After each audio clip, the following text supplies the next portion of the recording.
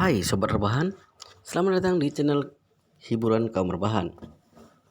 Admin akan melanjutkan membacakan sebuah cerita novel yang sangat menarik, yang sangat seru, yang sangat menghibur, yang sangat layak untuk diikuti dari awal hingga akhir. Tapi sebelum melanjutkannya, pastikan kalian semua sudah subscribe channel ini dan aktifkan lonceng notifikasinya agar tidak ketinggalan jika admin upload video terbaru. Jika kalian menyukai cerita seperti ini, jangan lupa like. Jika berkenan, share juga ke teman lainnya agar teman-teman lainnya juga mendapatkan informasi dan hiburan di channel ini. Baik, kita lanjutkan di part ke 193 bertepatan dengan bab ke 909.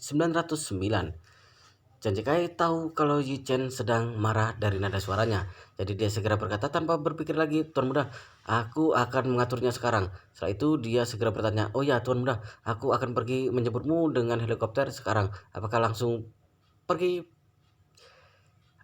panti asuhan Jinling?" Yi Chen tidak ingin orang lain tahu kalau dia punya kemampuan besar, maka dia bertanya, "Apakah di dekat panti asuhan ada tempat pendaratan helikopter?" Sejekai memikirkan sejenak dan berkata, "Di dekat situ sepertinya ada sebuah gedung besar namanya Gedung Jin Heng. Di atas gedung ada landasan helikopter. Bagaimana kalau Anda ke sana sekarang dan aku akan segera berangkat dan akan segera tiba." "Baik," Yi Chen segera berkata. Kalau begitu lakukan secepatnya." "Baik Tuan Muda." Setelah menutup teleponnya, Yi Chen berkata kepada Bibi Li dan lainnya, "Bibi Li Xiaopen, aku ada seseorang teman yang bisa membantuku mencari petunjuknya. Aku akan pergi mencarinya sekarang. Kalian bersabar dan tunggu kabar dariku. Jangan panik." Li Xiaopen segera berkata, "Apakah aku bisa ikut denganmu, Kak Yi Chen?"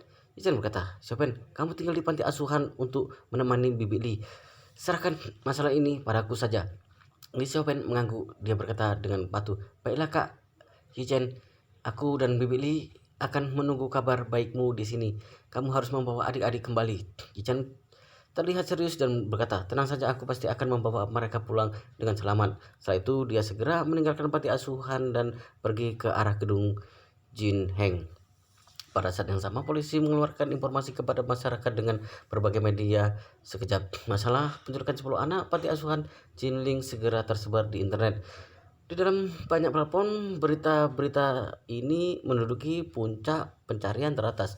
TikTok juga menyiarkan sehingga orang-orang di seluruh negeri melihat berita ini. Di masa lalu, begitu ada berita satu penculikan anak di jalan akan menjadi perhatian seluruh negeri, bahkan akan menjadi berita utama. Dan sekarang bahkan ada penjahat yang berani menculik anak-anak di panti asuhan. Selain itu mereka menculik 10 anak sekaligus. Ini benar-benar tindakan binatang yang tidak pernah didengar sebelumnya, membuat semua orang merasa marah. Dalam sekejap, para netizen di seluruh negeri melontarkan makian di internet, memberikan komentar dan meneruskan berita. Intensitas pencarian sangat tinggi. Harus diketahui bahwa selama beberapa tahun ini perdagangan manusia terlalu merajalela. Tidak tahu ada berapa banyak keluarga yang hancur karena anak-anak mereka diculik. Di dalam setiap keluarga, anak-anak adalah kesayangan orang tua. Jika harta diculik dan dijual, maka ini akan menyebabkan harapan dan motivasi hidup orang tua hancur. Banyak keluarga bahagia yang tidak terhitung jumlahnya akan hancur total karena sekelompok penculik ini. Yang paling menyebalkan adalah setelah para penjahat menculik anak-anak itu, mungkin akan lebih baik jika mereka menjualnya kepada keluarga normal yang menginginkan anak. Setidaknya nyawa anak-anak tidak akan terancam. Tapi jika para binatang terkutuk ini sengaja membuat anak-anak itu cacat dan menggunakan mereka untuk mengemis, bukankah ini anak-anak itu akan hancur total? Jadi pada saat ini orang-orang di seluruh negeri sedang mengkhawatirkan nasib 10 anak yang diculik itu. Pada saat ini Yi Chen hanya ingin menyelamatkan anak-anak itu secepat mungkin. Sewaktu dia berada di atas gedung Jian Heng, sebuah helikopter datang dari kejauhan. Pada saat ini Hong Wu mengirimkan sebuah alamat melalui pesan WeChat. Dia memberitahu Master Yi, Liu Zhaochen sudah keluar dari provinsi, tapi mobilnya tidak berani berjalan di jalan tol. Mereka melalui jalur bawah, jadi jaraknya masih belum sampai 400 km saat ini. Yi Chen melihat alamatnya. Dia menemukan kalau dirinya membawa anak-anak panti asuhan bergerak ke bagian selatan. Sekarang sedang berada di sebelah Kabupaten Qinshui, Provinsi Zhejiang. Pada saat ini helikopter sedang perlahan turun di gedung Jin Heng, tapi masih belum menyentuh tanah. Chen Jekai membuka pintu dan Yi Chen segera melompat ke atasnya. Dia langsung berkata kepadanya, minta pilot segera terbang ke arah Kabupaten King Sui, minta helikopter lain menuju ke arah yang sama. Baik, Tuan Muda. Chen Jekai segera memberitahu pilot tentang lokasinya melalui walkie-talkie begitu berbentuk headset. Kemudian Chen Jekai berkata kepada Yi Chen, Tuan Muda, maafkan aku bertanya, Anda tiba-tiba begitu panik, apa yang telah terjadi sebenarnya? Yi Chen berkata dengan wajah suram, dini hari pagi ini ada satu keluarga yang berjumlah 6 orang yang menculik 10 anak dari panti asuhan. Brengsek. Chen Jekai langsung kaget dan berkata, keluarga ini benar-benar bajingan, mereka bahkan melakukan hal seperti ini.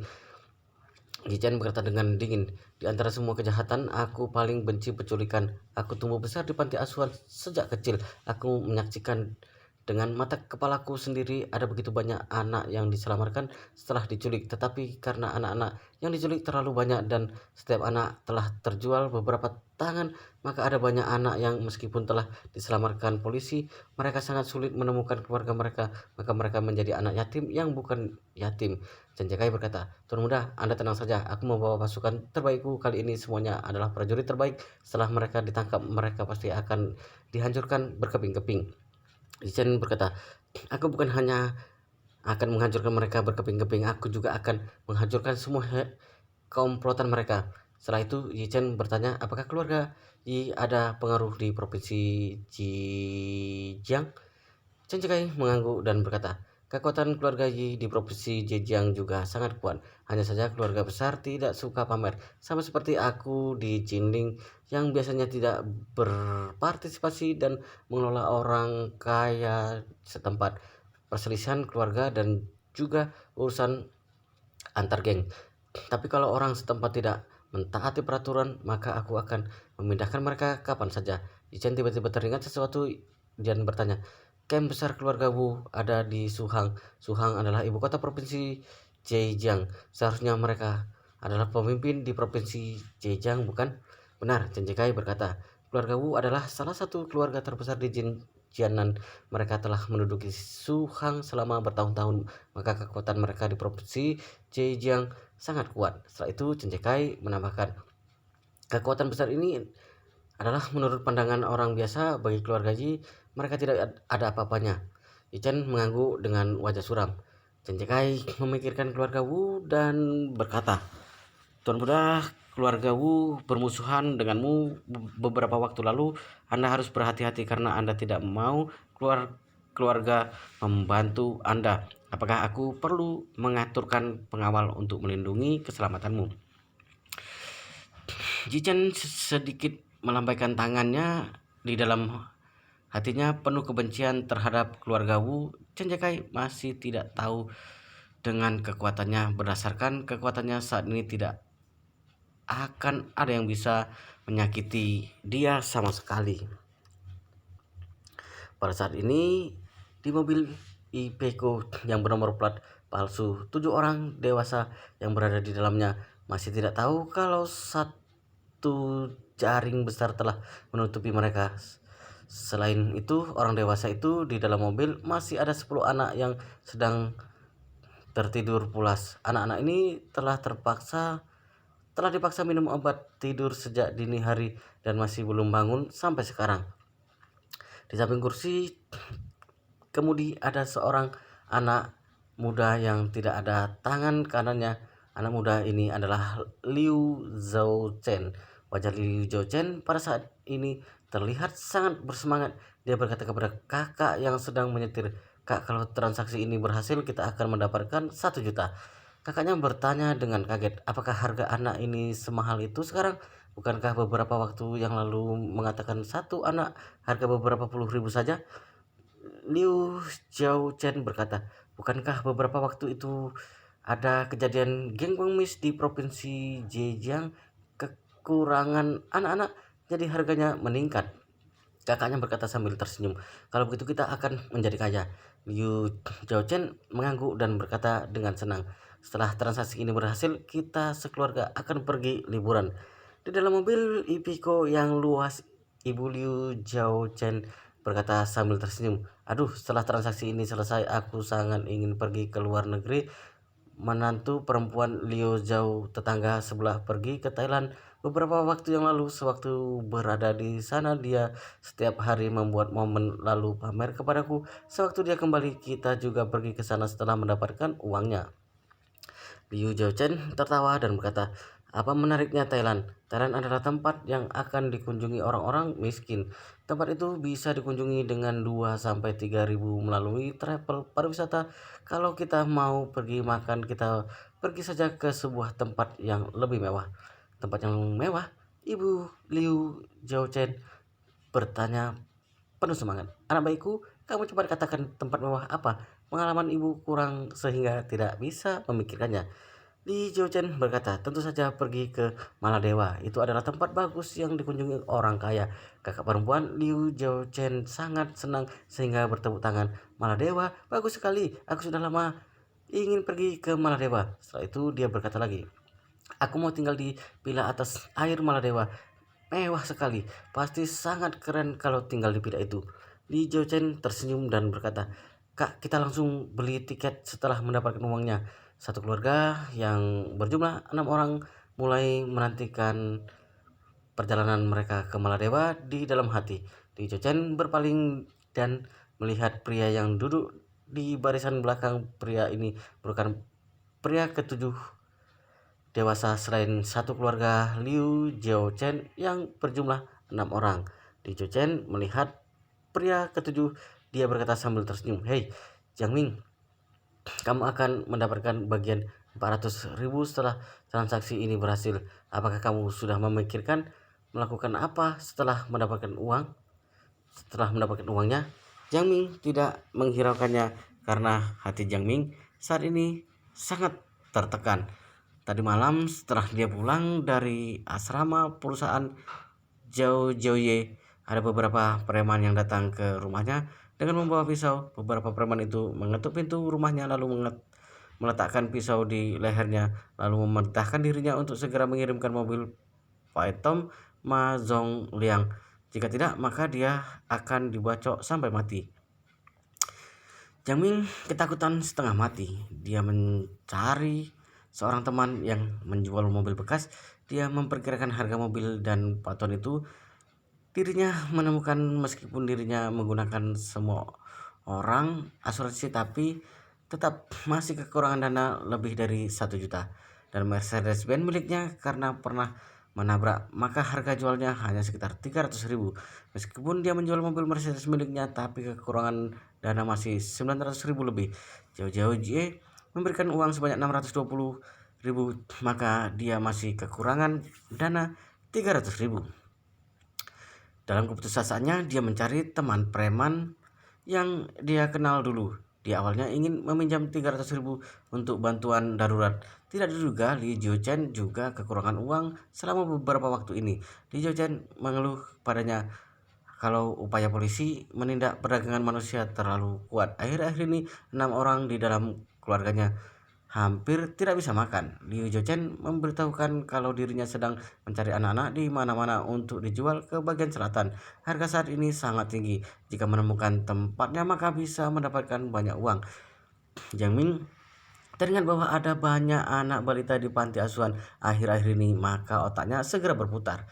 Dia memberitahukan kabar ini kepada Liu Zhouchen dan mengatakan agar kedua pihak bekerja sama supaya bisa mencuri sekelompok anak dari panti asuhan. Li Zhouchen sedang pusing karena dia tidak tahu harus mencari anak-anak di mana. Dia sangat bersemangat ketika mendengar ada banyak anak di panti asuhan dan segera melakukan siasat. Jiang Ming sangat tahu dengan kondisi panti asuhan.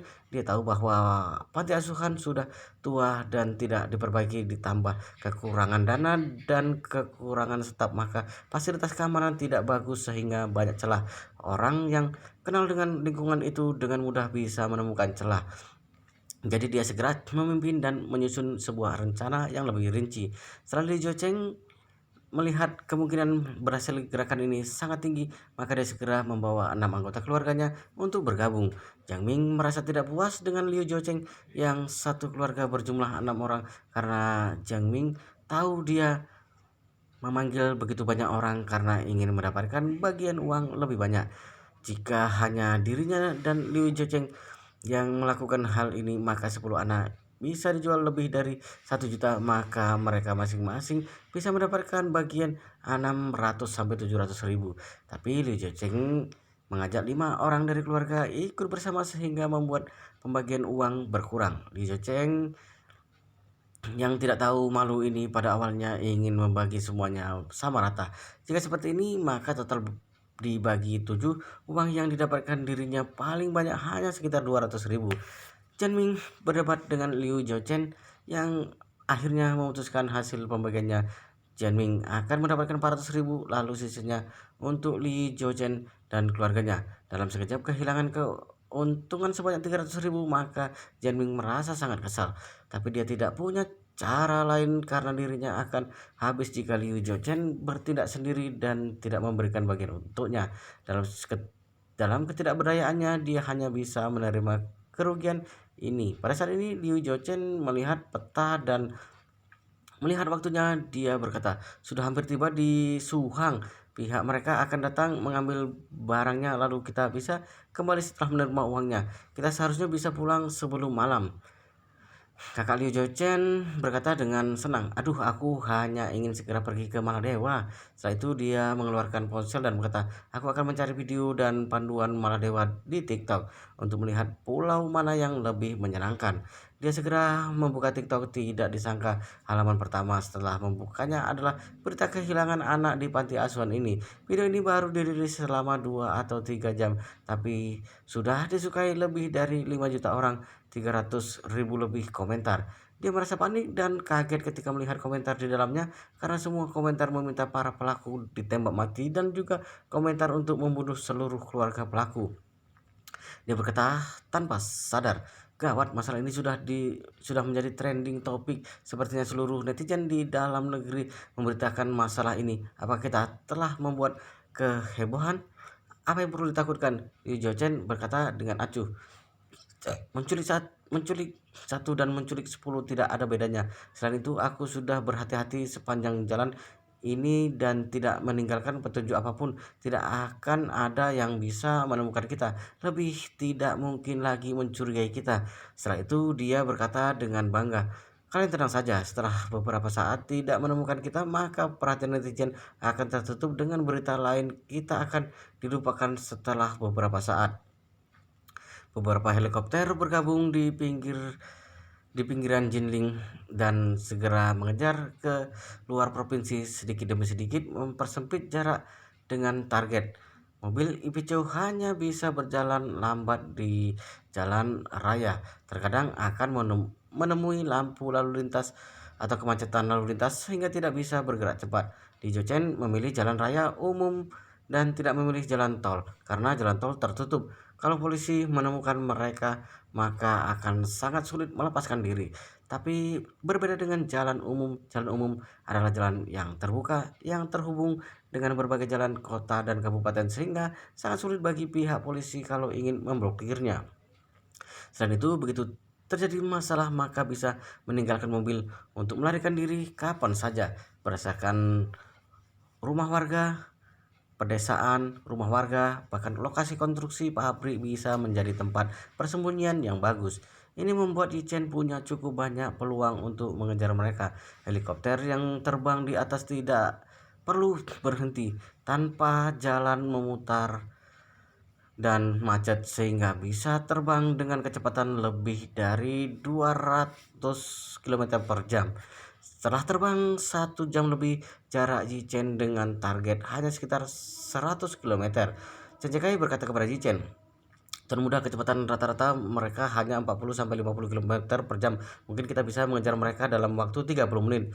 Yichen mengangguk dan berkata, apakah bisa menghubungi kekuatan keluarga Yi setempat dan meminta mereka memblokir jalan terlebih dahulu, kemudian kita akan mengepung mereka.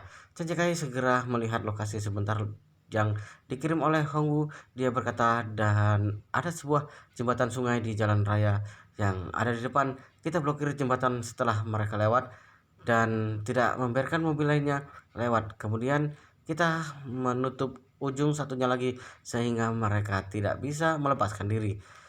Ichen berkata dengan puas, rencana ini bagus, lakukan seperti yang kamu katakan saja.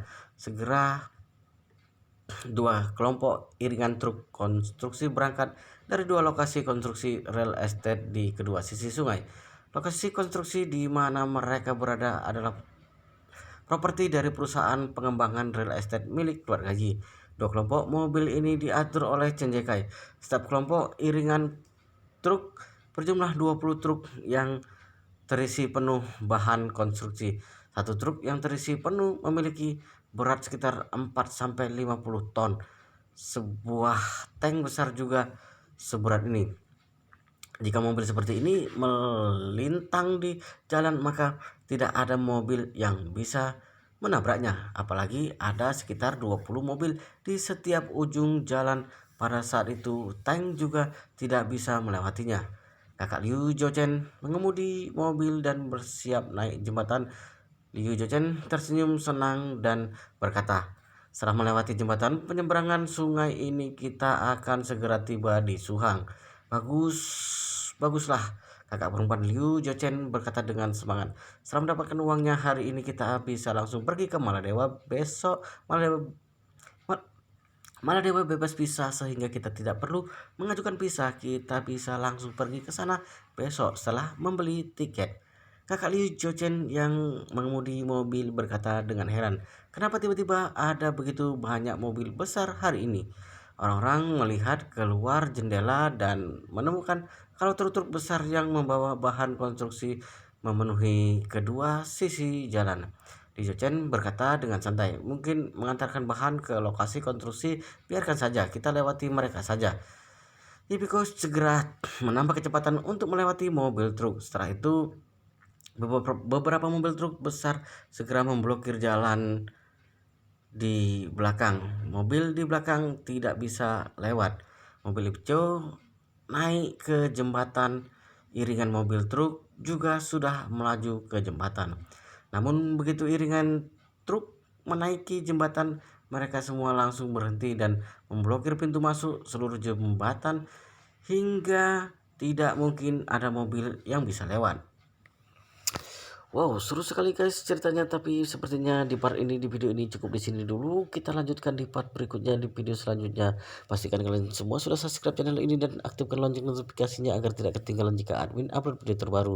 Jika kalian menyukai cerita seperti ini, pastikan kalian sudah like.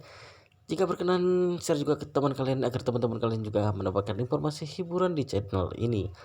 Baik, kita lanjutkan di part berikutnya di video selanjutnya.